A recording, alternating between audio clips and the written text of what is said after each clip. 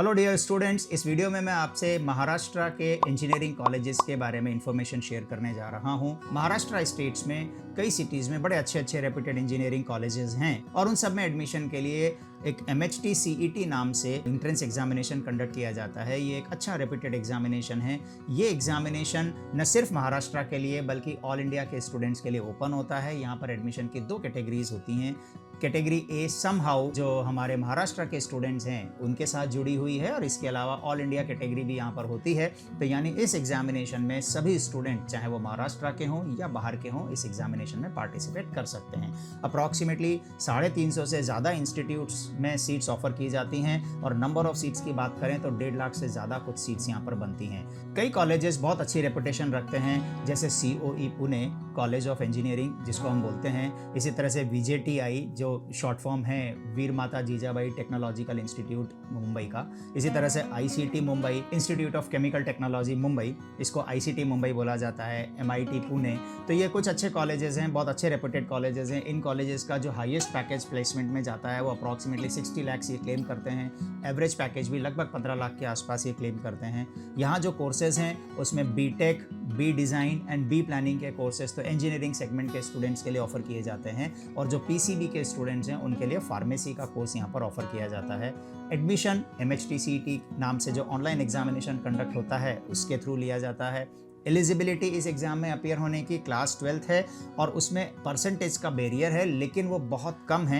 Aggregate percentage 45% minimum general category के लिए and 40% other category के स्टूडेंट्स के लिए यहाँ पर बनती है।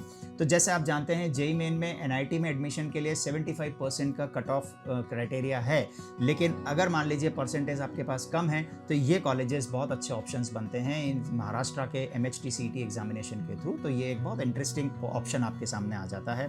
अगर हम सिलेबस की बात करें तो क्लास 11th एंड 12th दोनों का सिलेबस यहाँ पर पूछा जाता है, लेकिन यहाँ एक खास बात है, चूंकि ये महाराष्ट्र के कॉलेजेस के लिए किया जा रहा है तो महाराष्ट्र स्टेट बोर्ड का जो करिकुलम है उसके अकॉर्डिंग ये डिजाइंड है। वो करिकुलम अगर हम CBSE से कंपेयर करें तो 11th एंड 12th को ओवरऑल देखने पर सेम बन जाता है, लेकिन चैप्टर्स का डिस्ट्रीब्यूशन डिफरेंट है। जैसे कुछ चैप्टर्स जो CBSE में 12th में आते हैं वो महाराष्ट्र करिकुलम में 11th में आते हैं, कुछ 11th वाले चैप्टर्स वहाँ 12th में आते हैं। तो अगर मैं सिलेबस की इस एंट्रेंस एग्जामिनेशन के सिलेबस की बात करूं तो महाराष्ट्र बोर्ड के सिलेबस के अकॉर्डिंग 20% 11th का पोर्शन और 80% 12th का पोर्शन लेकर ये कंट्रीब्यूट किया जाता है। यानी JEE मेन के कंपैरिजन में इसका सिलेबस कम है। तो जिन स्टूडेंट्स ने JEE मेन की प्रिपरेशन की है वो डेफिनेटली इस एग्जाम में बहुत अच्छी परफॉर्मेंस दे सकते हैं।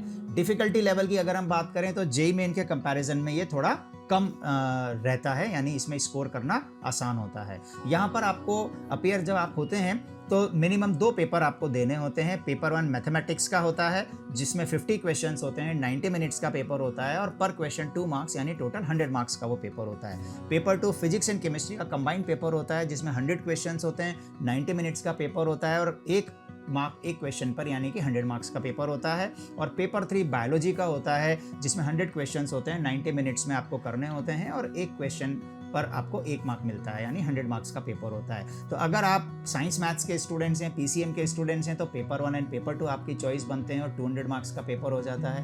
अगर आप PCB के स्टूडेंट हैं तो पेपर 2 एंड पेपर 3 आपकी चॉइस बनते हैं और वो भी 200 मार्क्स का पेपर हो जाता है। अगर हम इसके शेड्यूल की बात करें तो 30 दिसंबर से इसका रजिस्ट्रेशन स्टार्ट हो चुका है, लेकिन 15 फरवरी इसकी लास्ट डेट है और उसके बाद 1 वीक के लिए लेट फीस के साथ आप इसमें और आगे अप्लाई कर सकते हैं 22 फरवरी तक। एग्जामिनेशन इसका PCB ग्रुप वाले स्टूडेंट्स के लिए 9 अप्रैल से 17 अप्रैल के बीच में कंडक्ट होना है और PCM ग्रुप वाले स्टूडेंट्स के लिए 19 अप्रैल से 27 अप्रैल के बीच में कंडक्ट होना है। आप MHT CET से जुड़े हुए और दूसरे कॉलेजेस की भी कोई और इन्फॉर्मेशन आप चाहते हैं या कोई स्पेसिफिक आपका रिक्वायरमेंट है तो कमेंट बॉक्स में ज़रूर लिखिए, मैं आपसे वो ज़रूर शेयर करूँगा। Thank you.